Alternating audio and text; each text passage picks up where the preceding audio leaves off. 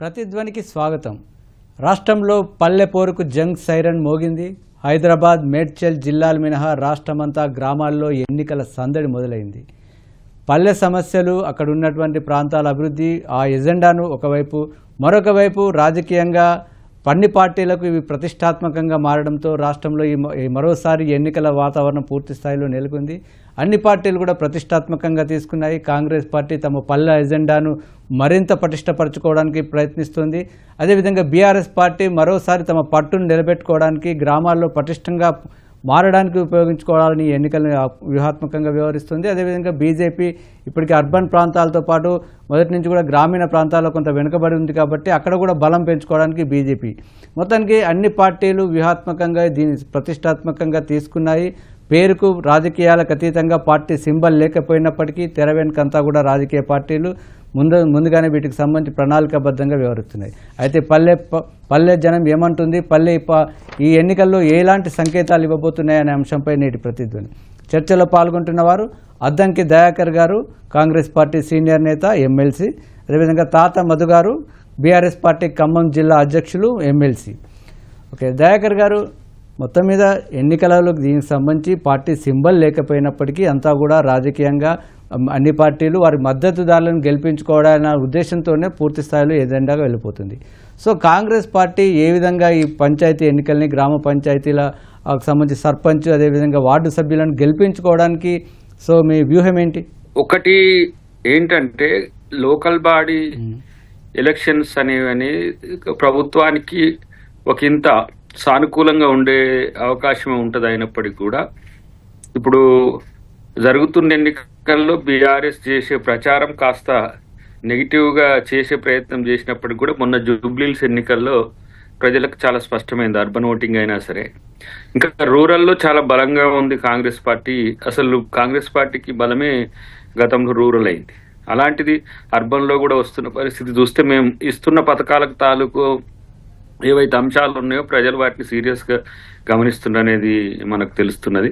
ప్రత్యేకించి farmer community, irrespective of caste and creed, మనకు farmer కమ్యూనిటీకి మేము చేసిన ఈ 20 నెలల్లో చేసిన అంశాలు ఏవైతే ఉన్నాయో, ఒకంత రైతు భరోసాకు సంబంధించి ఒకసారి లేట్ అయి ఉండొచ్చు కానీ రైతు రుణమాఫీ వాళ్ళకి ఎక్కువ స్వాంతన కల్పించిన పరిస్థితి.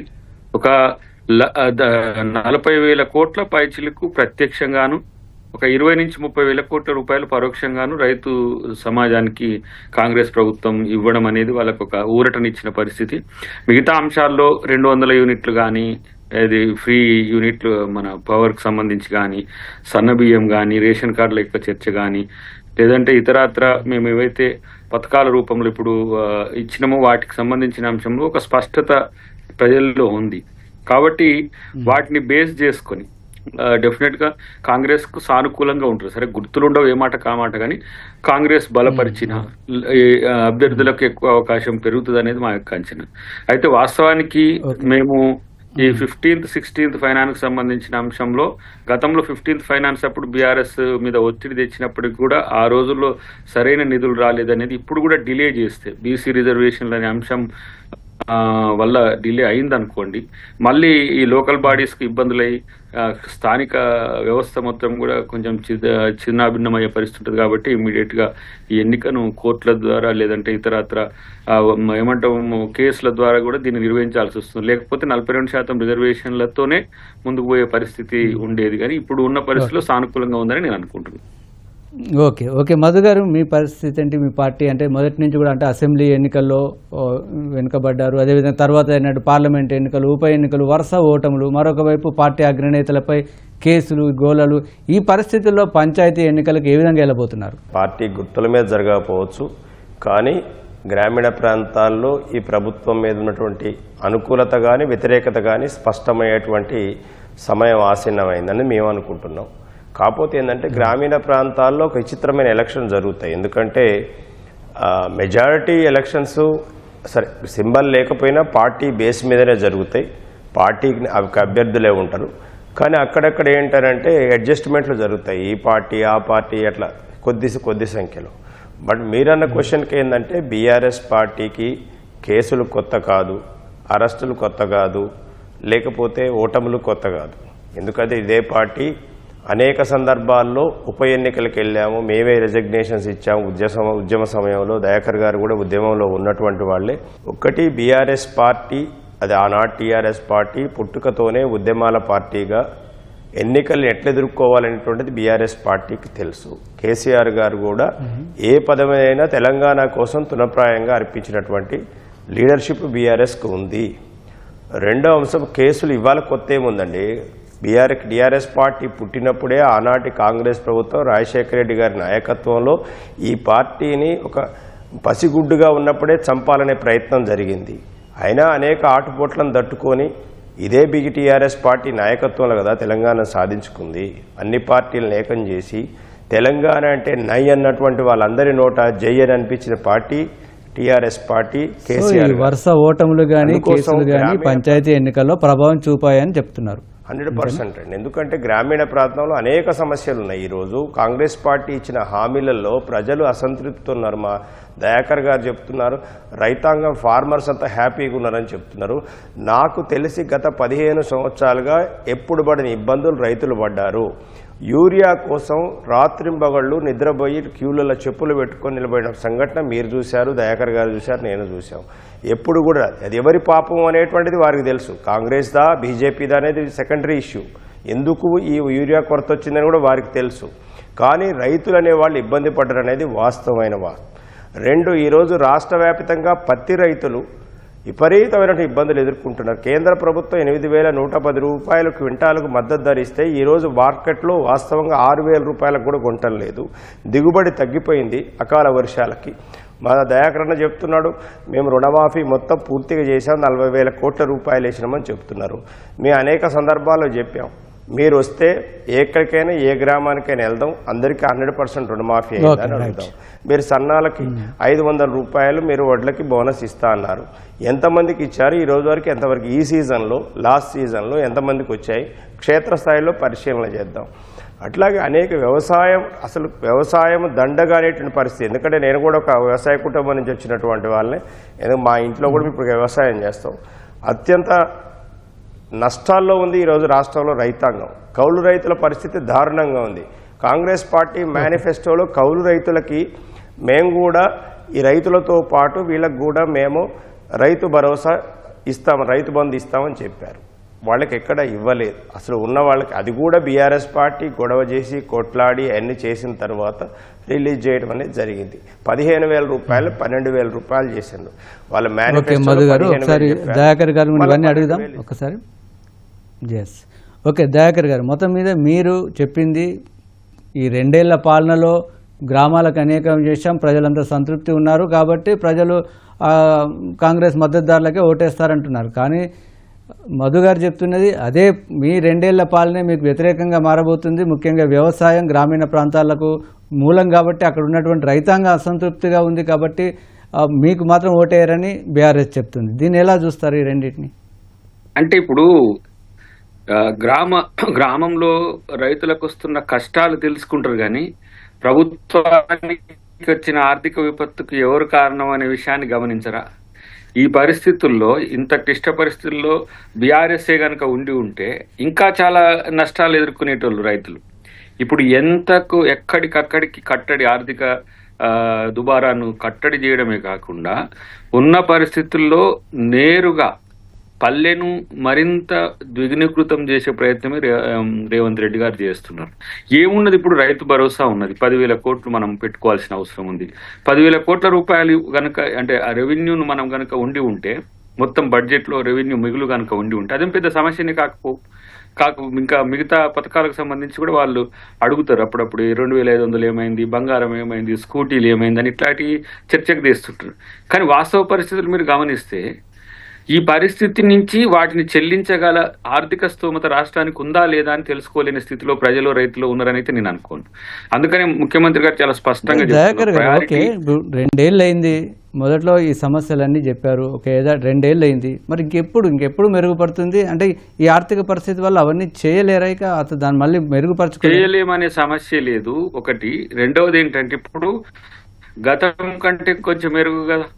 తర్వాత ఇంకా కొంచెం మెరుగైతుంది కదా. నేను 26-27 ఆర్థిక సంవత్సరానికి మనము ఒక ఎకనామిక్ సస్టైనబిలిటీ వైపు, మనం ఆర్థిక స్థిరత్వం వైపు పోయే అవకాశాలు కూడా లేకపోలేదు. ఎందుకంటే మనం రిజర్వ్ బ్యాంక్ కానీ ఇతర బ్యాంకులు కానీ అప్పులు ఇవ్వాలంటే కూడా తీసుకోలేని స్థితిలో ఉన్నాం. ఎఫ్ఆర్బిఎం అప్పులు కూడా తీసుకొని ఉన్న పరిస్థితి. అంటే ఎక్కడ కార్పొరేషన్ల పేరు మీద కానీ ఇతర బడ్జెటరీ అప్పులు కూడా పెద్ద ఎత్తున ఉన్న పరిస్థితుల్లో ఇప్పుడు కాంగ్రెస్ ప్రభుత్వం చేస్తున్న తీరు అంటే మనం బడ్జెట్ కాక ఒక కుటుంబానికి సాధారణ సగటు కుటుంబం ఏ విధంగా ప్రయారిటీ దృష్టిలో ఎట్లా చేస్తామో ఇప్పుడు అది చేస్తుంది అనేది రేవంత్ రెడ్డి గారు చేస్తున్నారు అనేది ప్రజలు గమనిస్తున్నారు. కానీ వాళ్ళు ఇప్పుడు ఏది కూడా మనం ఒక భూమిని తాకట్టు పెడదామంటే అక్కడ అవినీతి జరుగుతుందని దాని మీద లల్లి పెడుతున్నారు. ఇప్పుడు ఎస్సీ భూములకు సంబంధించి టీజీఐఎస్ కిద్దామంటే దాని మీద అక్రమాలు జరుగుతున్నాయని చెప్తారు. అంటే రాబడి ఉండే దగ్గర కనుక ప్రభుత్వానికి ఆదాయం వస్తే మళ్ళీ ఈ పథకాలకు సంబంధించిన వాటిని ఏ విధంగా చెల్లించి వీళ్ళకి మంచి పేరు వస్తుందో అన్నట్టుగా ఒక ప్రయత్నం చేస్తున్నారు. మళ్ళీ ఇంకోవైపు పైనుంచి ఆ పథకాలకు సంబంధించి మీరు మిగతా వాటికి ఎందుకు చెల్లించరంటూనే మళ్ళీ ఇంకోవైపు వస్తున్న పరిస్థితి. మనం ఇప్పుడు చూడండి, ఆర్టీసీకి సంబంధించి మహిళలకు ఫ్రీ బస్ ఇచ్చినాం. ఫ్రీ బస్ ఇస్తే ఫ్రీ బస్ ఇవ్వడం వల్ల ఆటో డ్రైవర్లు నష్టపోయిందని ఇంకో వర్గాన్ని లేపుతున్నారు తప్పితే ఊబర్ ఓలాలను ఎవరు ఈ రాష్ట్రంలో తీసుకొచ్చిందనేది గమనించరా? కాబట్టి ఈ రోజు వాళ్ళు చేస్తున్న ప్రచారాలన్నీ కూడా అఫ్ కోర్స్ నాకు తెలిసి కేసీఆర్ గారు వాళ్ళ వ్యూహాల వెనుక ఉన్నడా లేదా అనేది నాకు ఇతమిద్దమైన సమాచారం లేదు. కానీ ఆ స్ట్రాటజీస్ అన్ని, ఆ వ్యూహాలన్నీ కూడా పటాపంచలు అవుతున్నది. ఇప్పుడు హైదరాబాదే చూసుకోండి, ఎన్ని రకాలుగా వాళ్ళు ప్రచారాలు చేసిండ్రో అయినా కూడా కాలేదు. కానీ రూరల్ లెవెల్లో డెఫినెట్ గా రైతు ఇప్పుడు కొనుగోలుకు సంబంధించిన కన్స్టెంట్స్ ఉన్న దగ్గర అక్కడక్కడ ప్రాంతాల్లో ఎక్కడైతే కన్స్టెంట్స్ ఉంటాయో సంబంధిత మంత్రులు కానీ లోకల్ మన ఎమ్మెల్యేస్ కానీ పురమాయించి ఈ రోడ్ల మీద మొన్ననే ఈనాడులో కూడా చూసిన రోడ్ల మీద కొంతమంది ఓట్లను పోసిన పరిస్థితి నేను సరే గతంలో కూడా చూసినాం. కానీ ఈ కొనుగోలుకు సంబంధించి వేగవంతమైన ప్రక్రియ చేయడానికి కలెక్టర్లతో పాటు ముఖ్యమంత్రి గారు దాన్ని రివ్యూ చేసుకుంటూనే ఎప్పటికప్పుడు క్లియర్ చేసే పరిస్థితి చేస్తున్నాం. కాబట్టి రైతులకు సంబంధించి కానీ సామాన్య ప్రజలకు సంబంధించి కానీ లేదంటే ఇతరత్ర ఏ వర్గానికి సంబంధించిన అంశంలో కూడా కాంగ్రెస్ ప్రభుత్వం తాత్సారం చేయట్లేదు, నిర్లక్ష్యం చేయట్లేదు. ఇక ఆర్థిక పరిస్థితి అంటావా అంతా కుల్లం చెప్తూనే ఉన్నాం, అందరికి కూడా చెప్తూనే ఉన్న పరిస్థితి ఉన్నది. కాబట్టి ఈ పరిస్థితిని అధిగమించేందుకు కాంగ్రెస్ ప్రభుత్వం రేవంత్ రెడ్డి గారి వల్లనే పదే చెప్పడం వల్ల ఈ పరిస్థితి ఇలా ఉంది కాబట్టి ఇక చేయలేమని ఒక సంకేతం కూడా పోతున్నట్టుగా ప్రచారం కూడా కనిపిస్తుంది కదా. అనుకుంటా దేన్ని ఆపినాము చారి గారు, దేన్ని ఆపగలుగుతాం, ఎంత మేరకు ఆపగలుగుతాం? ప్రతి ఒక్కదాన్ని ఇప్పుడు ఫర్ ఎగ్జాంపుల్ ఒక ఎకనామిక్ గెయిన్ వచ్చింది అనుకోండి, లేకపోతే ఒక ఎకనామిక్ గా మనకు బెనిఫిట్ అయింది అనుకోండి, ఒక ప్రధానమైన పథకానికి దాన్ని వెచ్చిస్తూనే ఉన్నాం. కానీ ఈ రోజు వాళ్ళు దాన్ని గమనిస్తలేరు.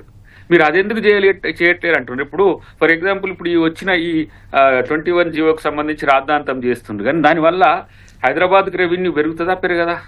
ప్రభుత్వానికి ఆదాయం వస్తుందా రాదా? లేదంటే జిహెచ్ఎంసీకి రెవెన్యూ వస్తుందా రాదా? లేదు, దీంతో భూములన్నింటినీ కూడా ప్రైవేట్ వ్యక్తులకు కట్టబెడుతుందనే ప్రచారమే వాళ్ళు చేస్తున్న పరిస్థితి ఉన్నది. కానీ వాళ్ళే చేసిండ్రు కదా, 2013లో కిరణ్ కుమార్ రెడ్డి గారు తెచ్చిన చట్టానికి కొనసాగింపుగానే వాళ్ళు చేసిండ్రు కదా. కాబట్టి ప్రతి ప్రాంతంలోనూ ప్రభుత్వానికి మద్దతు పెరుగుతున్నదనేది మాత్రం చెప్పగలరు. ఓకే, చర్చలో మనతో పాటు పాల్గొనడానికి మాజీ పార్లమెంట్ సభ్యులు బీజేపీ నాయకులు ప్రొఫెసర్ సీతారాం నాయక్ గారు కూడా జాయిన్ అయ్యారు. సార్, సీతారాం నాయక్ గారు, ఇప్పటివరకు కాంగ్రెస్ పార్టీ, బీఆర్ఎస్ పార్టీ ఈ పంచాయతీ ఎన్నికల్లో తమ అభ్యర్థులను ఎందుకు గెలిపించాలనుకుంటున్నారని చెప్పారు. కాంగ్రెస్ పార్టీకి సంబంధించిన వారు మాత్రం దయాకర్ గారు తమ 2 ఏళ్ల పాలన చూసి ప్రజలు ఓటేస్తారన్నారు. అయితే ఆ 2 ఏళ్ల పాలన వ్యతిరేకత వల్లే కాంగ్రెస్ కోటేదని బీఆర్ఎస్ నేత మధు గారు చెప్తున్నారు.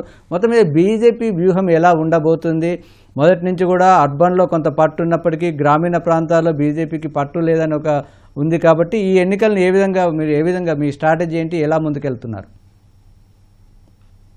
వాస్తవానికి ఇప్పుడు గ్రామీణ ప్రాంతాలకు చాలా దూరం అందరికి వెళ్ళిపోయింది. అక్కడ ఉన్నటువంటి రైతు వేదికలు కావచ్చు, అక్కడ ఉన్నటువంటి శ్మశాన వాటికలు కావచ్చు, లేదా గ్రామంలో ఇచ్చేటువంటి బియ్యం కావచ్చు, ఇవన్నీ BJP party central government share 1-2 వంతులకు రాష్ట్ర గవర్నమెంట్ కంటే ప్రభుత్వం కంటే ఎక్కువ ఉన్నదనేది ప్రజల్లో వెళ్ళిపోయింది. ప్రజలు 2 పార్టీలను చూశారు. గత 10 సంవత్సరాలు బీఆర్ఎస్ ఏం చేసింది, బీఆర్ఎస్ ఒక పాలన చూసి బీఆర్ఎస్ వద్దనుకునే కాంగ్రెస్ కి ఇచ్చారు. బీఆర్ఎస్ వద్దనుకొని కాంగ్రెస్ ఇచ్చారు, కానీ కాంగ్రెస్ ఇష్టపడే పార్టీ వాళ్ళు ఇవ్వలేదు. అటువంటిది ఇప్పుడు ఏం జరిగింది, 2 సంవత్సరాల పాలనలో ఇప్పటికీ ఒక్కొక్క గ్రామ పంచాయతీకి దాదాపు వాళ్ళు 35 వేల కోట్ల రూపాయలు నష్టం చేశారు ఎలక్షన్లు పెట్టకుండా. ఎలక్షన్లను గ్రామ పంచాయతీలకు తీరని నష్టం ఎవరైనా చేసినట్టే కాంగ్రెస్ పార్టీ ఒక ఏంటంటే ఒక బూచి చూపుతున్నారు వాళ్ళు.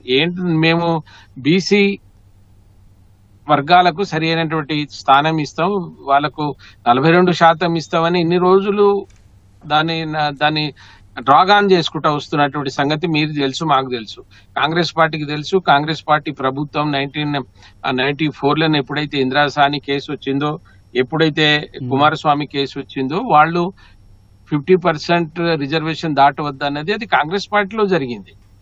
మీరు ఇవ్వలేదు ఇక్కడికి వచ్చి కాంగ్రెస్ బీజేపీలో ఏది ఈ అణగారిన వర్గాలను లేదా వెనుకబడినటువంటి వర్గాలకు మేమేమో చేస్తామని ఏం చేశారు? ఇవాళ ఎందుకు ఓటేయాలి ప్రజలు? ఏం చేస్తారు మీరు? ఈ 43% అని ఇప్పుడు 24% తీసుకొచ్చింది కదా. పోయినసారైనా 20% ఉండే కదా వాళ్లకు. వాళ్ళకి తెలియదా ఎందుకు ఓటేయాలి అనేది? అడగడానికి కూడా మీరు అడిగేటప్పుడు ఏం అభివృద్ధి చేసిన గ్రామీణ ప్రాంతాల్లోనే 2 సంవత్సరాల్లో ఇంత తీరని వ్యతిరేకత మీ మీద వచ్చిందో మీరు ఒకసారి ఆలోచించండి.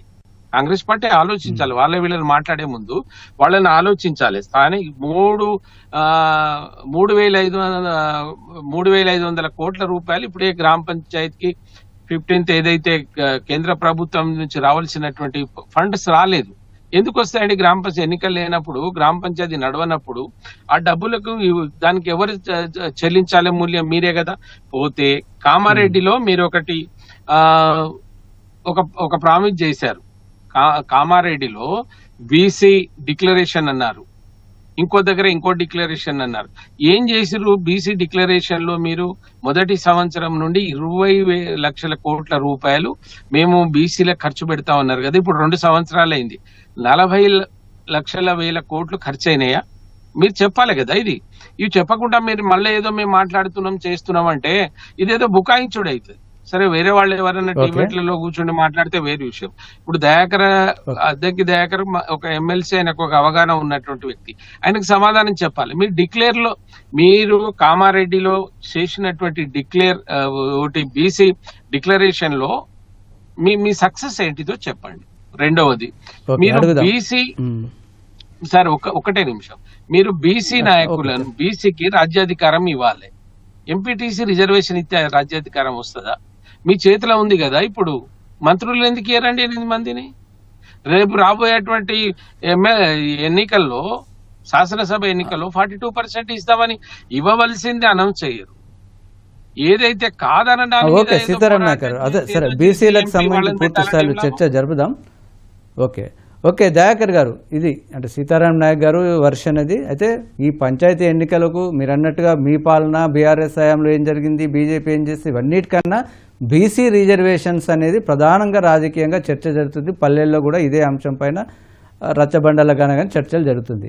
సో బీసీ రిజర్వేషన్స్ 42% ఇస్తామన్నారు, అసెంబ్లీ తీర్మానం ఇవన్నీ జరిగాయి. ఓకే, కానీ చివరికి ఏం జరిగింది? బీసీలకు ఉన్నదానికన్నా మరింత తగ్గింది అనేది ఇప్పుడు జరుగుతుంది. ఇది పార్టీ పైన, మీ మద్దతుదారులో పోటీ చేస్తున్న వారిపైన ప్రభావం చూపదా? ఇప్పుడు బీసీలకు శాపంగా ఈరోజు బీజేపీ మారిపోయిన పరిస్థితి. ఒకటేమో చట్ట వ్యవస్థల్లో అత్యున్నతమైన వ్యవస్థ రాష్ట్రపతి. రాష్ట్రం చేసిన చట్టాన్ని కేంద్రం అంగీకరించాల్సిన పరిస్థితుల్లో ఈరోజు రాష్ట్రపతి గారు ఆమె దగ్గరనే అడ్డు పెట్టుకున్నది. రెండవది గవర్నర్ వ్యవస్థ. గవర్నర్ గారు కూడా ఆయన దాని మీద ఎలాంటి నిర్ణయం తీసుకోవట్లేదు. సుప్రీంకోర్టు ఏం చెప్పింది? గవర్నర్ను లేదంటే రాష్ట్రపతిని మేము నిర్దేశించలేము అని అంటున్నది. మరి అలాంటప్పుడు రాష్ట్ర ప్రభుత్వాలు చేసే చట్టాలకి విలువ ఎక్కడిది? ఇప్పుడు ఇదే చర్చ కదా వర్గీకరణ అంశంలో జరిగింది. రాష్ట్రాలకు వర్గీకరించే హక్కు లేదు, సూక్ష్మస్థాయి వర్గీకరణ చెల్లదు అని సుప్రీంకోర్టు 2004లో ఇచ్చింది. మరి ఇప్పుడు మళ్ళీ చెయ్యొచ్చని ఇచ్చింది. ఈ పోరాటం ఇది కాంగ్రెస్ చేస్తున్న పోరాటం. బీసీలకు నాట్ ఈవెన్ లోకల్ బాడీస్లో అనేది కాదు. లోకల్ బాడీస్లో మేము పాలించే రాష్ట్రాల్లో లోకల్ బాడీస్లు ఇవ్వాలనుకున్నాం. రేపు చట్టసభలో రిజర్వేషన్లు అనేది కూడా కాంగ్రెస్ పార్టీ విధానంగా మారబోతున్నది. బీజేపీ ఇవ్వకపోతే అది మూల్యం చెల్లించుకుంటుంది తప్పితే మాకేం లేదు. ఇప్పుడు ఎవరు అడ్డుకున్నారు? రామచంద్రరావు గారి స్టేట్మెంట్ ఏంది, బండి సంజయ్ గారి స్టేట్మెంట్ ఏంది, కిషన్ రెడ్డి గారి స్టేట్మెంట్ ఏంది, ఇవన్నీ చూస్తున్నారు కదా. కానివ్వం, కాదు, కాలేదు.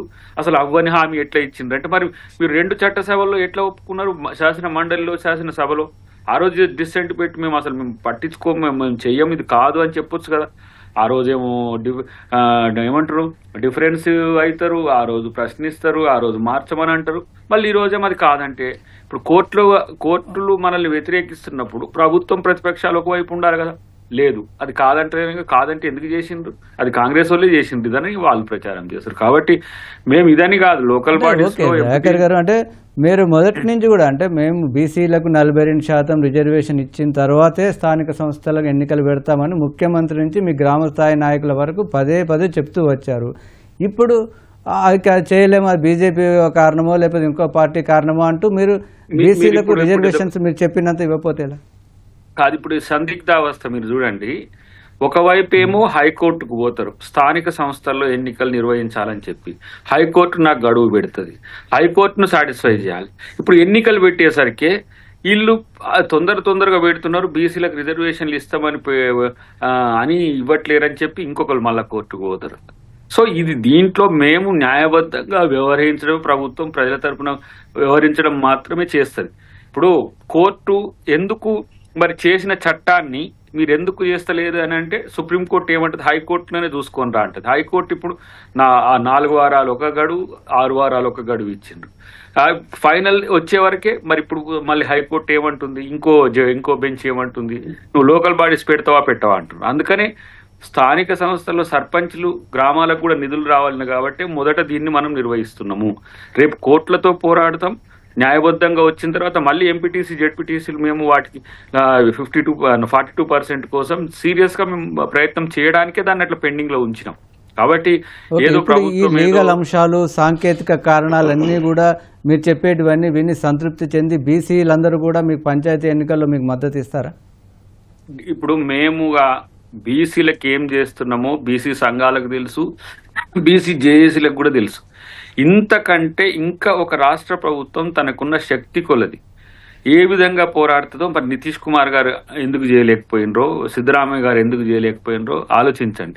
రాష్ట్ర ప్రభుత్వం తరపున మేము చేయాల్సిన ప్రతి ప్రయత్నం చట్టబద్ధంగా, న్యాయబద్ధంగా, ప్రతి ఎంపెరికల్ డేటా నుంచి మొదలు పెడితే నాగరాజు వర్సెస్ స్టేట్ ఆఫ్ మహారాష్ట్రలో ఏ తీర్పు వచ్చిందో ఆ తీర్పులో ఉండే ప్రతి అంశాన్ని మేము ఫుల్ఫిల్ చేసినాం. ఫుల్ఫిల్ చేయాల్సింది, గెజిట్ ఇవ్వాల్సింది రాష్ట్రపతి గారు పార్లమెంట్లో పెట్టినాడు. పార్లమెంట్కు సూచించండి, పార్లమెంట్లో చర్చ పెట్టాలంటే మా ప్రతిపక్ష నాయకుడు ఇప్పుడు రాహుల్ గాంధీ గారు సిద్ధంగా ఉంటారు. స్థానిక సంస్థలకు సంబంధించిన అంశంలో కూడా పార్లమెంట్లోనే చట్టం కావాలి, లేకపోతే 2/3 1/3 అనేది ఒక డిసైడ్ చేయండి. అది ఆమె తీసుకున్నది కథం రాష్ట్రపతి భవన్లో పెట్టుకున్నది అసలు సౌండే లేదు. ఏమనుకోవాలి దీన్ని?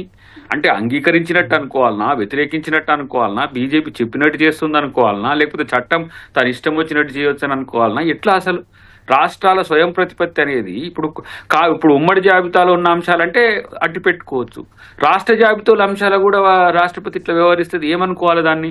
కాబట్టి ఇలా బీజేపీ చేస్తున్న ఈ తాత్సారం వెనక కారణం రేపు పెద్ద ఎత్తున తెలంగాణలోనే కాదు, ఇది దేశం మొత్తం చూస్తుంది. తెలంగాణలో చేసిన మోడల్ తెలంగాణలో బీసీలే కాదు, దేశం మొత్తం ఉన్న బీసీలు కూడా చూస్తున్న పరిస్థితి ఉన్నది. కాబట్టి అది బీజేపీకి సెట్ బ్యాక్ అవుతుంది అనేది వాళ్ళు తెలుసుకుంటే మంచిది. ఇవ్వడం వల్ల, స్థానిక సంస్థలు ఇవ్వడం వల్ల ఇప్పుడు పార్టీ పరంగా ఇస్తున్నాం, మీరు ఇవ్వకుండా ఆగుతారా? బీఆర్ఎస్ ఇవ్వకుండా ఆగుతుందా? ఎవరైనా సరే ఇప్పుడు 25%, 21%, 28% పక్కన పెడితే కొన్ని ప్రాంతాల్లో అసలు పోటీ చేయడానికి వేరే వర్గాలే లేని దగ్గర బీసీలు ఉన్నారు. జనరల్లో మొత్తం బీసీలు చేసే పరిస్థితి వస్తుంది.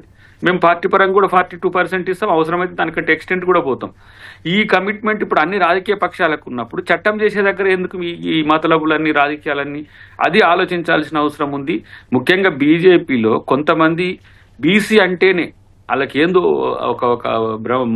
జడ పదార్థం లెక్క, లేకపోతే అసలు వాళ్ళకి ఎందుకు చేయాలి మనం అన్నట్టుగా వ్యవహరిస్తున్నది మంచి పద్ధతి కాదు. ఇప్పుడు నేనైతే ఒక మాట అయితే చెప్పగలను, ఇక్కడ బీసీనే ప్రధానమంత్రి గారికి బీసీల పట్ల ఉన్న కమిట్మెంట్ కి ఇది ఉదాహరణ అనుకోవాలని. అపాయింట్మెంట్ ఇవ్వడం ముఖ్యమంత్రికి, రాష్ట్ర ముఖ్యమంత్రికి, పోనీ చెయ్యలేము, చేద్దాము, ఇట్లా చేద్దాం, ఇట్లా మీరు రాజకీయం చేస్తున్నారు అదన్నా చెప్పాలి కదా. అసలు కలవకపోవడం దేనికి సంకేతం?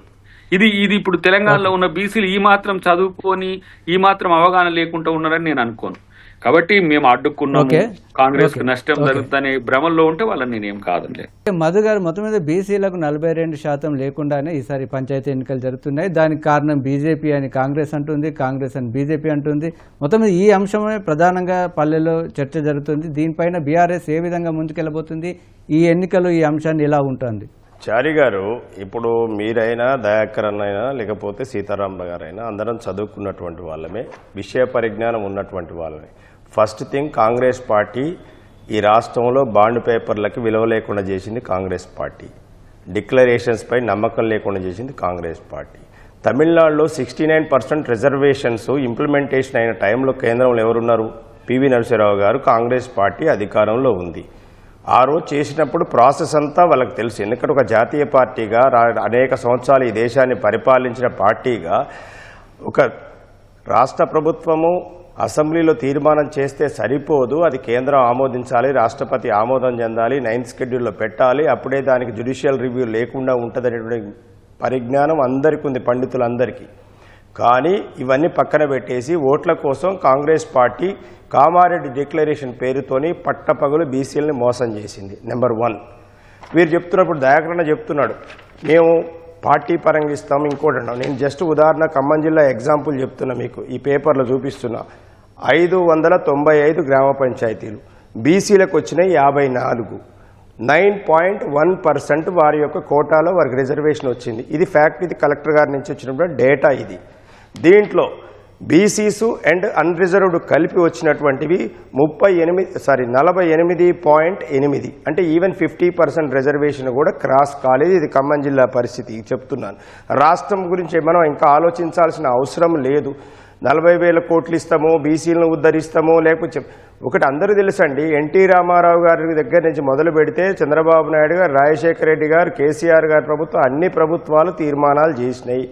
కానీ అసెంబ్లీలో ఆ రోజు కాంగ్రెస్ పార్టీ ఓటేసింది, మేము ఉన్నప్పుడు కూడా కాంగ్రెస్ వేసింది. మొన్న కాంగ్రెస్ పార్టీ పెడితే బీజేపీ బీఆర్ఎస్ ఓటేసింది. అసెంబ్లీలో తీర్మానం చేయటం వల్ల ఇది చట్టబద్ధత రాదు అనేటువంటి విషయం అసెంబ్లీలో ఉన్న ఎమ్మెల్యేలు తెలుసు, ముఖ్యమంత్రి గారికి తెలుసు, కాంగ్రెస్ పార్టీ నాయకులకు తెలుసు. కేంద్రంలో అధికారంలో మా వంతు చేయాల్సిన ప్రయత్నాలు అన్ని చేశాం కదా, ఇంకా ఏం చేయమంటారు? చారి గారు, నేను చెప్పేది ఒకసారి కొంచెం వినండి. ఎందుకనంటే మనకు మనం ఆత్మవంచన చేసుకోవద్దు అని చెప్తున్నాను నేను. ఎందుకంటే ఏదో మాట్లాడాలి కాబట్టి, మేము డిఫెండ్ చేసుకోవాలి కాబట్టి అనేటువంటిది. ఎందుకంటే అందరికీ అంత ఇంత కాన్స్టిట్యూషన్ గురించి. రాహుల్ గాంధీ గారు బీహార్ ఎన్నికల్లో కాన్స్టిట్యూషన్ పట్టుకొని తిరుక్కుంటూ అసలు మాకు తెలంగాణ బీసీ డిక్లరేషను, బీసీ రిజర్వేషన్లే రోల్ మోడల్ అని అన్నింటిలో స్పీచ్లు ఇచ్చారు. అందరికీ తెలుసు ఓపెన్గా ఇది. కానీ ఇక్కడ బీసీ రిజర్వేషన్ ఇప్పుడు అంటారు మమ్మల్ని పోకుండా కాళ్ళ కడ్డ వేసినంటారు. దయాకరణ మాట్లాడితే ఏమంటాడు? మీరన్నట్టే మీరే క్వశ్చన్ అడిగారు. 2.5 సంవత్సరాలు అయింది, ఇంకా అప్పులు అని మాట్లాడతారు. రేపు 5 సంవత్సరాల వరకు కూడా అప్పుల గురించే మాట్లాడతారు. వాళ్ళ ఎమ్మెల్యేలు బయటకు వచ్చి చెప్తున్నారు మేమేం చేయలేకపోతున్నాము, మాకు ఫండ్స్ లేవు, మేము తిరగలేకపోతున్నాం, ప్రజలు మమ్మల్ని క్వశ్చన్ చేస్తున్నారు అని వాళ్ళ ఎమ్మెల్యే. మేము కాదు, మేము ఇస్తే మేమో బీజేపీ వాళ్ళం ఇస్తే నిజంగానే ప్రతిపక్షం కాబట్టి ఏదో వాళ్ళ మీద బురద జల్లాలి కాబట్టి అంటున్నాం అనుకోవచ్చు. స్వయంగా కాంగ్రెస్ పార్టీ టికెట్ మీద గెలిచినటువంటి ఎమ్మెల్యేలే ప్రభుత్వానికి వ్యతిరేకంగా స్టేట్మెంట్లు ఇస్తున్నారు. ఇవాళ బీసీస్కి ఓవరాల్గా స్టేట్లో 17%కి 18% కంటే ఎక్కువ రాలేదు. మా జిల్లాలో 4 మండలాల్లో 0, 4 మండలాల్లో 0. రఘునాథపాలెం మండలంలో బీసీలు లేరా అండి? నేలకొండిపల్లి మండలంలో బీసీలు లేరా? నీకు కామేపల్లి తిరుమలాయపల్లి మండలంలో బీసీలు లేరా? 0. గౌడాసు, యాదవ్సు, ముదిరాజులు మొత్తం బ్రహ్మాండమైనటువంటి కమ్యూనిటీ, ఆర్థికంగా సామాజికంగా బలమైనటువంటి 0 ఇస్తారండి. మేము ఇప్పుడు ఈ 48%లో మళ్ళీ మేము 60% ఇస్తామంటారు. ఎక్కడి నుంచి వస్తుంది బీసీలకి? ఎవరు రాణిస్తారు? పార్టీ పరంగా ఇస్తామంటున్నారు బీఆర్ఎస్. అంటే మీరు చెప్పండి. అందుకే బీఆర్ఎస్ పార్టీ నా దగ్గర అఫీషియల్గా మీకు కావాలని డేటా పంపిస్తా. లాస్ట్ ఎలక్షన్స్లో 63% మేము ఇచ్చినాం, బీసీలకు 63.7% ఈ జిల్లాలో మేము ఇచ్చినాం. నేనేమంటున్నానంటే ఇప్పుడు బీసీ డిక్లరేషన్ వల్ల కానీ ఈ రిజర్వేషన్ ఈ బిల్లుల వల్ల కానీ అన్యాయమైంది మాత్రం బీసీసు రాష్ట్ర వ్యాప్తంగా. ఎందుకంటే మీకు జస్ట్ ఎగ్జాంపుల్గా చెప్తున్నాను నేను. 9% ఖమ్మం జిల్లాలో ఉంది, డిక్లేర్డ్. ఇది మీకు కావాలంటే మీకు పంపిస్తాను. 9%. బీసీ జనాభా ఎంత? 50% ఉన్నది. ఓకే, మనకు చిత్తశుద్ధి అందరికీ అన్ని పార్టీలకు ఉండొచ్చు, అందరు చేసి ఎవరేం చేశారు అనేది ప్రజలకు తెలుసు, బీసీలను ఎవరు ఉద్ధరించారనేది అందరికీ తెలుసు. కానీ వాస్తవంగా జరిగింది మోడీ గారు టైం ఇవ్వలేదు అంటాడు. ఈ రాష్ట్ర ముఖ్యమంత్రిగా తెలంగాణ ముఖ్యమంత్రిగా హైయెస్ట్ కలిసింది రేవంత్ రెడ్డి గారు మోడీ గారిని. అనేక సందర్భాల్లో వారు కోరగానే అపాయింట్మెంట్లు ఇచ్చింది మోడీ గారికి. బీజేపీ లీడర్ల కంటే ముందే అపాయింట్మెంట్ దొరికింది రేవంత్ రెడ్డి గారికి.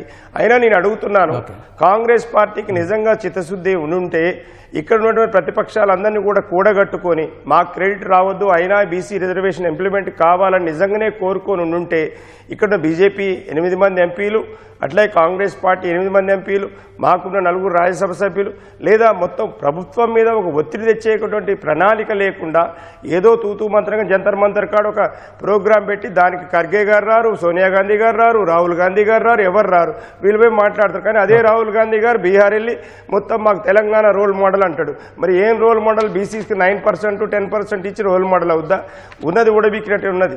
ఏదంటే మనం కనుక తెడ్డేసి మొద్దెత్తుకున్నట్టుంది ఇప్పుడు పరిస్థితి. మొత్తం ఈ కామారెడ్డి డిక్లరేషన్ తో రాష్ట్రంలో బీసీ పరిస్థితి అట్టున్నది. అందుకోసం ఏంటంటే ఆగమైనటువంటి వర్గం ఎవరైనా ఉన్నారు అంటే బీసీస్ ఈ రాష్ట్రంలో ఈ ఎన్నికల్లో. ఎందుకు అనంటే ఎక్కడ కూడా ఈ రిజర్వేషన్ అనేటువంటి చాలా మండలాల్లో జీరో. చాలా మండలాల్లో వాళ్ళు ఎందుకు పోటీ చేయనిస్తారండి? వేరే వాళ్ళు చేయనీరు కదా. నీకు రిజర్వేషన్ లేదంటారు, ఇది లేదంటారు. ఎక్కడో ఉండొచ్చు 1-2 సామాజిక వర్గాలు అగ్రవర్ణాలు లేని దగ్గర ఉండొచ్చు. అంటే అదే ఎగ్జాంపుల్ కాదు కదా మనకి. ఓవరాల్ గా నష్టపోయింది ఎన్నికల్లో.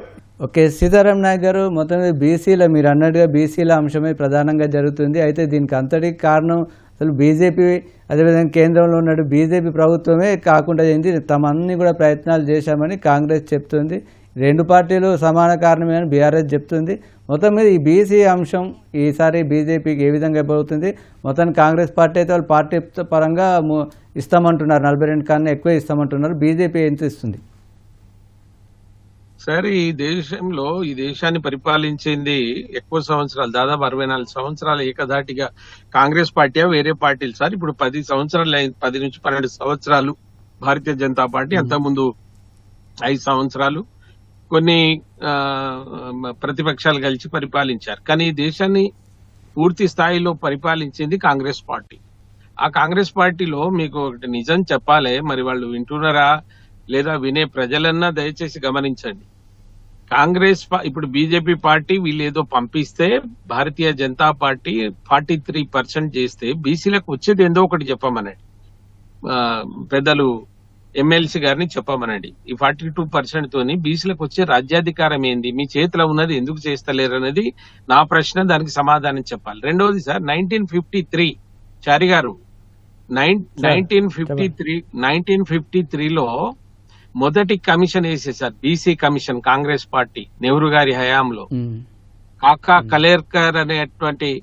కలేర్కర్ గారిని కమిషన్ చైర్మన్ వేసి 2 సంవత్సరాలు పరిశోధనలు చేసి 2037 కులాలేమో ఉన్నాయని నిర్ధారించి 2 సంవత్సరాల తర్వాత ఆయన ఇచ్చిన రిపోర్ట్లు ఏం రాస్తారంటే, నేను ఏం చేసినా నాకు అంతు దొరుకుతలేదు, దీన్ని మీరు పరిగణనలోకి తీసుకోవద్దని రాసి ఇచ్చింది ఎవరు? కాంగ్రెస్ పార్టీ వాళ్ళు కదా. 2 సంవత్సరాల తర్వాత, ఆ తర్వాత 20 సంవత్సరాలు మీకు బీసీ వాళ్ళు యాదకి రాలే.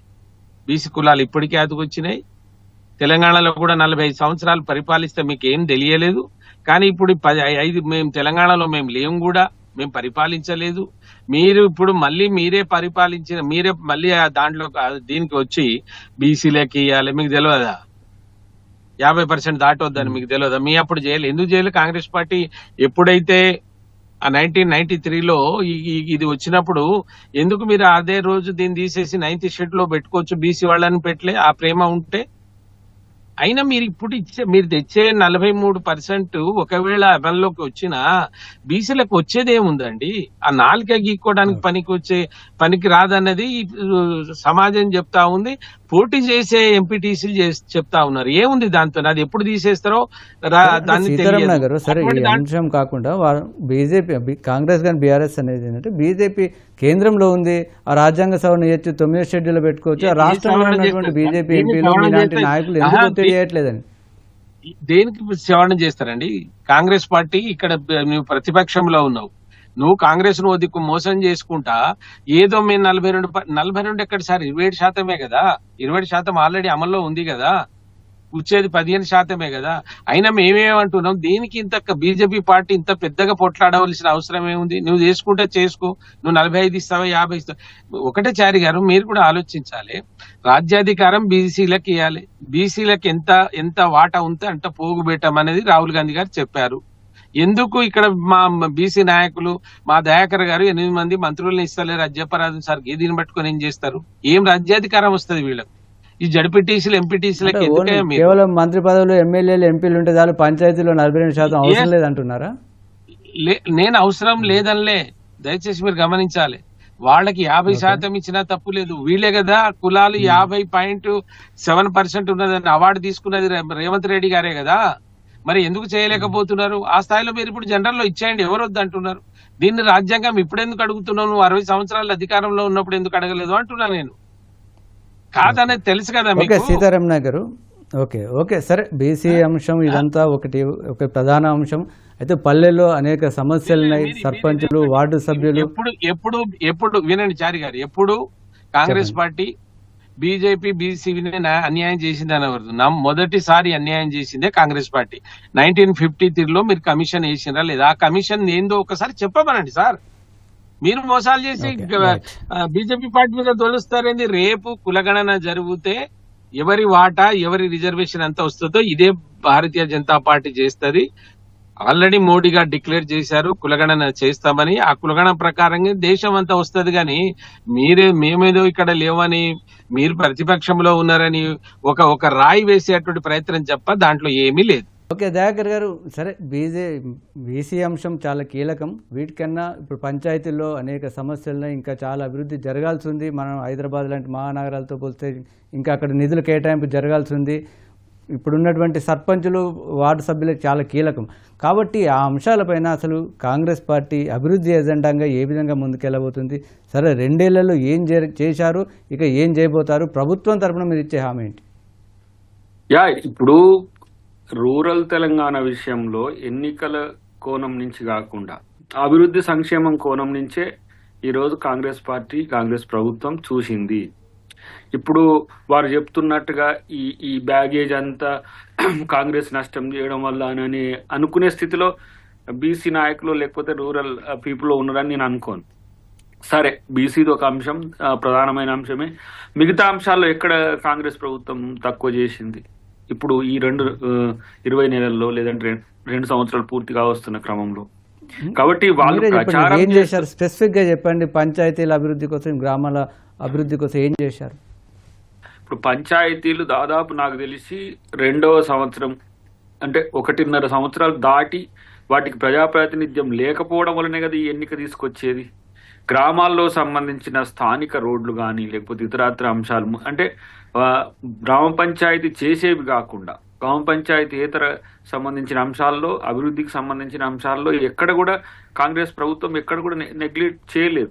కాకపోతే ఇప్పుడు వస్తున్న దాంట్లో వాళ్ళు చేస్తున్న విమర్శల్లో మనం తీసుకోవాల్సిన అవసరం ఏంటంటే, స్థానిక నాయకత్వం ఉంటే మరింత మెరుగైన సేవ వచ్చు కదా అనే దాని విషయంలోనే కదా మనం ముందుకు వచ్చి ఇప్పుడు పెట్టేది.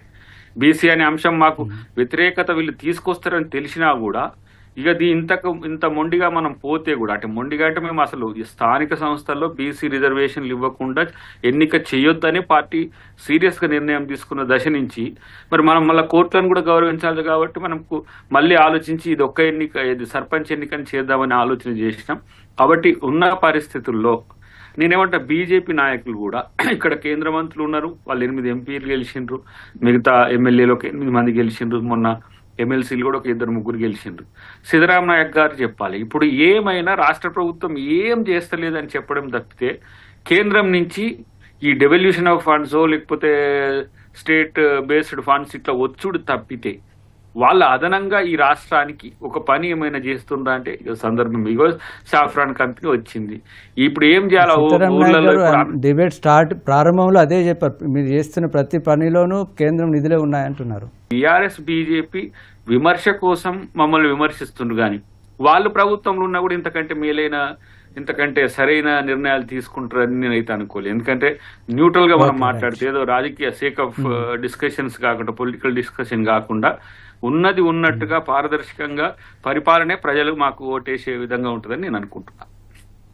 ఓకే, మధు గారు మీరు చెప్పండి, అంటే అభివృద్ధి, సమస్యల పరిష్కారం, గ్రామీణ తెలంగాణ పటిష్టం కావడానికి ఈ ఎన్నికల్లో బీఆర్ఎస్ పార్టీ ముందుకు తీసుకెళ్తున్న ఎజెండా ఏంటి? సరే, కాంగ్రెస్ పార్టీ అధికారంలో ఉంది, వారు ఏం చేయాలో చెప్తున్నారు, బీజేపీ తమ వంతు నిధులు ఇస్తామంటున్నారు, వారు చెప్తున్నారు. బీఆర్ఎస్ ఈ విషయంలో ఏంటి? ఒకటి చారి గారు, నేను దయాకర్ గారిని క్వశ్చన్ స్ట్రైట్గా అడగలుగుతాను. ఈ కాంగ్రెస్ పార్టీ అధికారంలోకి వచ్చి 2 సంవత్సరాలు అవుతుంది, వాళ్ళు ఉత్సవాలకు కూడా రెడీ అవుతున్నారు. ఈ 2 సంవత్సరాల్లో ప్రజాప్రతినిధులకు, అది ఎమ్మెల్యేలు కావచ్చు, ఎమ్మెల్సీలకు కాదు, రాష్ట్ర ప్రభుత్వం ఎస్డిఎఫ్ ద్వారా ఇచ్చిన నిధులన్నీ, అట్లాగే సిడిపి ద్వారా ఇచ్చిన నిధులన్నీ ఈ రోజు వరకు చిల్లి గవ్వ కూడా ఎవరికి ఇవ్వలేదనేది నా అభిప్రాయం. ఎందుకంటే నేను కూడా ఎమ్మెల్సీగా ఉన్నా, దయాకర్ గారు కూడా ఎమ్మెల్సీగా ఉన్నారు. గతంలో బీఆర్ఎస్ గవర్నమెంట్ ఉన్నప్పుడు 5 కోట్ల రూపాయలు ప్రతి ప్రజాప్రతినిధికి ఇచ్చి దాంతో లోకల్ రోడ్స్ చేసేవారు. కాంగ్రెస్ పార్టీ వచ్చిన తర్వాత మా జిల్లాలో నేను చెప్తాను, ఎందుకంటే మిగతా జిల్లాలో నేను ఎందుకంటే నాకు పరిశీలన లేవు, నేను వాటిని అధ్యయనం చేయలేదు. ఒక్క సీసీ రోడ్డు కూడా గ్రామీణ ప్రాంతంలో ఈ రోజు వరకు వేయలేదు. ఒక్కటి లింక్ రోడ్లు అనేటువంటి వాటి మీద కనీసం పైసా పెట్టలేదు. నెంబర్ 1. నెంబర్ 2, అసలు ఈ 18 నెలల కాలంలో ఏదైతే స్పెషల్ ఆఫీసర్స్ పరిపాలనలో మురిక్కాలంలో చెత్త తీసేవాళ్ళు లేడు, చెత్త తీసినా బ్లీచింగ్ చల్లడానికి డబ్బులు లేవు. అట్లాగే వైకుంఠ ధామాల్లో పిచ్చి మొక్కలు పెరిగి పిచ్చి మొక్కలు కనీసం అక్కడ వెళ్ళి దహన సంస్కారాలు చేసుకోవడానికి కూడా ఇబ్బందికర పరిస్థితి సృష్టించబడ్డాయి. కరెంటు బిల్లులు గట్టలేని పరిస్థితి ఉంది. రైతు వేదికలు బూజుబట్టి ఉన్నది. ఈ మధ్య కాలంటే వాటిని క్లీన్ చేయటం అనేది జరిగింది. అసలు నీకు గ్రామీణ ప్రాంతంలో పారిశుధ్యం అనేటువంటిది మీరు కంపారిజన్ చేసుకోండి. కేసీఆర్ గారు గవర్నమెంట్లో అసలు ఎట్లా ఉంది గ్రామీణ ప్రాంతం, ఈరోజు ఎట్లా ఉంది? ట్రాక్టర్కి డీజిల్ కొట్టేవాళ్ళు లేడు, టైర్ పోతే టైర్ వేసేవాళ్ళు లేడు, సెక్రటరీల జేబులకు సిల్లులు పడ్డాయి. ఇవన్నీ కూడా గ్రామీణ ప్రాంతాల్లో ప్రజలందరికీ అర్థమవుతుంది.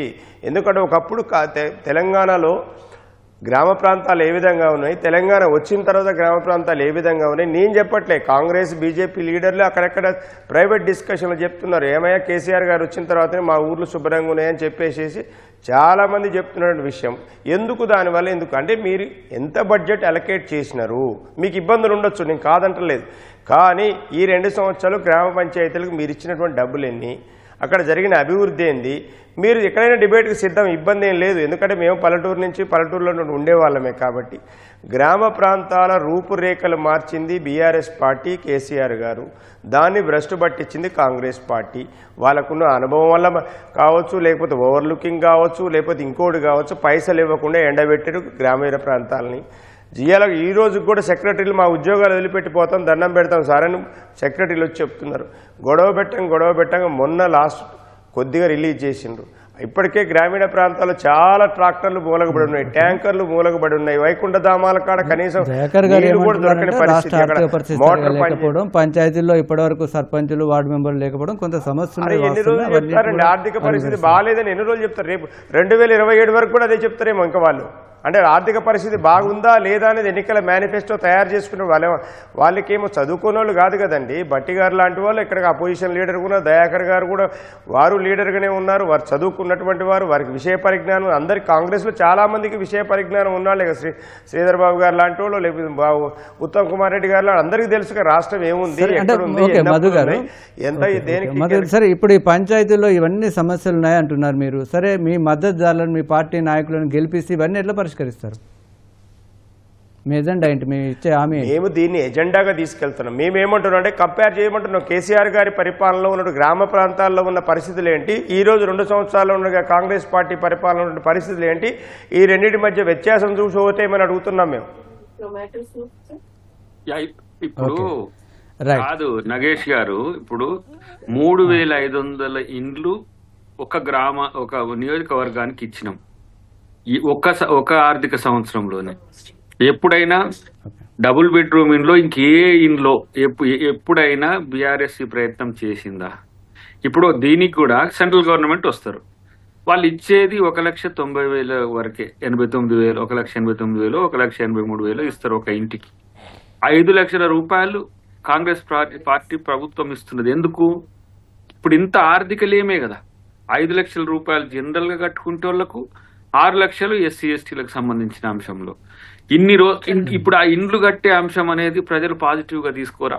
సరే, మురుగు లేకపోతే మంచి నీళ్లు, ఇప్పుడు మిషన్ భగీరథకు సంబంధించి గతంలో వాళ్ళు చేసినవి ఇవన్నీ ఒక చర్చకు వస్తాయి కదా. కానీ ఇండ్ల విషయంలో కాంగ్రెస్ ప్రభుత్వం పట్ల చాలా పెద్ద ఎత్తున ఉంది. 200 యూనిట్లు మిగులు ఏమంటారు 200 యూనిట్లు ఫ్రీగా ఇవ్వడం వల్ల కూడా చాలా మందికి ఆర్థిక మిగులు ఉన్నది. మీరు ఇంకా చూడండి, సన్న బియ్యం అనేది దేశ చరిత్రలో మొదటిది కదా.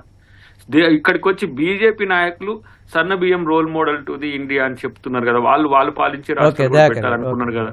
కాబట్టి ఇవన్నీ కూడా ఉన్నంతలో మెరుగైన సేవలు అందించడంలో కాంగ్రెస్ పార్టీ చాలా ముందున్నదని మాత్రం చెప్పగలను. ఓకే, సీతారాం నాయక్ గారు, సరే రాజకీయ అంశాలు పక్కన పెడితే గ్రామీణ అభివృద్ధి కోసం ఈ ఎన్నికల్లో బీజేపీ ఇస్తున్నటువంటి హామీలు ఏంటి, ఎజెండా ఏంటి, ఏ అంశాలతో మీరు ముందుకెళ్తారు? వారే చెప్తున్నారు కదా, దయాకర్ గారే చెప్తున్నారు, ఎమ్మెల్సీ గారు, గౌరవ ఎమ్మెల్సీ గారు ఏమంటున్నారు, సన్న బియ్యం దేశానికి ప్రామాణికం. సన్న బియ్యంలో మీ కాంగ్రెస్ పార్టీ ఏమిస్తుంది, బీజేపీ పార్టీ ఏమిస్తున్నది అనేది గణాంకాలతో సహా ప్రజల ముందుకు పంపారు కదా. బీజేపీ పార్టీ పంపిస్తుంది. నేను ఇంత ముందే చెప్పాను మీకు, ఏది ఇచ్చినా దీంట్లో కేంద్ర ప్రభుత్వం యొక్క హిస్సా ఎంత ఉన్నది అనేది స్పష్టంగా వారికి తెలియంది కాదు. మధు గారు చెప్పినట్టు గతంలో వాళ్ళు చేశారు, కానీ ప్రజలు ఎందుకు దూరం పెట్టారు అనేది ఆ పార్టీ కూడా ఆత్మవిమర్శన చేసుకోవాలి. ఇప్పుడు అదేమో 10 సంవత్సరాల తర్వాత వారికి ఆ గతి పట్టింది. వీరు 2 సంవత్సరాలనే ఏం లేకుంటే ఆర్థికంగా దెబ్బతిన్నారు. గ్రామాలలో ఇంకో 4 రోజులైతే వీళ్ళు రానియారండి. ఎందుకు రాణిస్తారు? బీసీలను ఇంత మోసం చేసినాక ఎందుకు రాణిస్తారు? బీజేపీ పార్టీ ఏం తక్కువ చేసింది? వారు ఒక మాట అన్నారు, ఈ రాష్ట్రానికి బీజేపీ పార్టీ ఏం చేసిందని. గతంలో మీరు 44 సంవత్సరాలు పాలిస్తే ఎన్ని నేషనల్ హైవేలు వచ్చినాయి, ఎన్ని ఎయిర్పోర్ట్లు ఇవ్వగలిగినరు, మీరు ఇక్కడ ఎన్ని యూనివర్సిటీలు స్థాపించగలిగినరు, మీరు ఎన్ని ఇండస్ట్రీలు బీజేపీ ఏది కాంగ్రెస్ పార్టీ పెట్టింది. ఇప్పుడు ఈ 10 సంవత్సరాలు ఎన్ని ఉన్నాయో ఒకసారి గణాంకం చేయండి. ఇప్పుడు వేరే వాళ్ళంటే చెప్పవచ్చు, నేను వారికి ఏం చెప్పాలి? వేరే వాళ్ళంతా చెప్పవు సార్, 2 ఎయిర్పోర్ట్లు వచ్చినాయి, మీ అప్పుడు ఎందుకు రాలే? వరంగల్లో పివి నరసింహరావును ఓటమి పాలైనరని కాంగ్రెస్ పార్టీ, జగ్గారెడ్డి గారు గెలిచిరని అక్కడ ఉన్న ఎయిర్పోర్ట్ ఎత్తేసిన పార్టీ మీది. ఎవరికి చెప్తారు సార్, మీకు తెలియదా? ఇప్పుడు వరంగల్ ఎయిర్పోర్ట్ వచ్చింది, ఆదిలాబాద్ లో ఎయిర్పోర్ట్ వచ్చింది, తెలంగాణకు గిరిజన విశ్వవిద్యాలయం వచ్చినాయి, అనేక ఏది రాలేదో చెప్పండి. ఏదైనా వివక్ష ఉందా? ఏదైనా వివక్ష చూపెడుతుందా? మోడీ గారు చూపెడుతుందా? కేంద్ర ప్రభుత్వం చూపెడుతుందా? మీ ముఖ్యమంత్రి పోయిన కాడ సాధించుకొని వస్తున్నాడు కదా, ఏదంటే అది ఇస్తున్నారు. వివక్ష లేదు, మోడీ గారి దగ్గర వివక్ష లేదు, బీజేపీ పార్టీ దగ్గర వివక్ష లేదు. రాష్ట్రాలు బాగుపడితే దేశం బాగుపడతారన్న ఉద్దేశంతో మేము ఇస్తున్నాం. కనుక మేము ప్రజలను ఏమంటున్నారు, 2 పార్టీలను చూశారు. 44 సంవత్సరాలు పరిపాలించిన కాంగ్రెస్ ని చూశారు, 10 సంవత్సరాలు పరిపాలించినటువంటి టీఆర్ఎస్ పార్టీని చూశారు. ఒకసారి బీజేపీకి అవకాశం ఇవ్వండి. మీరు స్థానిక ఎన్నికల నుంచి రేపు ఎమ్మెల్యేల వరకు ఏం జరుగుతుందో చెప్పండి. డబుల్ ఇంజన్ సర్కార్ వస్తుంది అంటారు కదా, ఏదో ఒకటి జరగాలంటే మార్పు జరగాలి. లేదు మాకు అదే పాత చింతకాయ పచ్చడి కావాలి, మేము అదే చేసుకుంటామంటే దాన్ని ఎవరేం చేస్తారు? అందుకోసం స్పష్టమైనటువంటి నివేదిక, స్పష్టమైనటువంటి ప్రణాళికతోటి ప్రజల ముందుకు పోతున్నాం, ప్రజలకు చెప్తున్నాం. రేపు ఏంటంటే ఏ సింబల్ లేని ఓట్ల ఎలక్షన్స్ అవి. అక్కడ గ్రామీణ ప్రాంతాలలో రేపు 10 సీట్లు ఎక్కువ వస్తే మాకు వచ్చిందంటే దాన్ని ఎవడు నమ్మేటువంటి పరిస్థితి. ఎందుకంటే అక్కడ వ్యక్తులను బట్టి ఓటింగ్ పడుతుంది ఎక్కువ, అది పార్టీలకు తక్కువ ప్రాధాన్యత ఉంటుంది. స్థానికంగా ఉండేటువంటి వ్యక్తిని బట్టి ఓట్లు పడేటువంటి ఎన్నికలు ఇవి. కనుక ఈ ఎన్నికల్లో చాలా తప్పిదం చేసిండు. నిజంగా కూడా ఎవరైతే బీసీ నాయకులు ఉన్నారో, వెనుకబడినటువంటి తరగతి నాయకులు ఎవరన్నా సరైనగా ఆలోచించి ప్రజల గ్రామాల్లో తీసుకోకపోతే డిపాజిట్లు రావండి కాంగ్రెస్ కు. మీరు నమ్మండి, నమ్మకపోండి, ఇంత మోసం చేస్తారు. Okay, right. ఇది పంచాయతీ ఎన్నికల వాతావరణం గ్రామాల్లో పూర్తి స్థాయిలో వేడెక్కుతుంది. ఇప్పుడున్నటువంటి పరిస్థితుల్లో రాను ఇంకా రాజకీయ పార్టీలు ప్రతిష్టాత్మకంగా తీసుకుంటున్నందున ఇటు రాజకీయ అంశాలతో పాటు స్థానికంగా ఉన్నటువంటి సమస్యలు, అభివృద్ధి ప్రధాన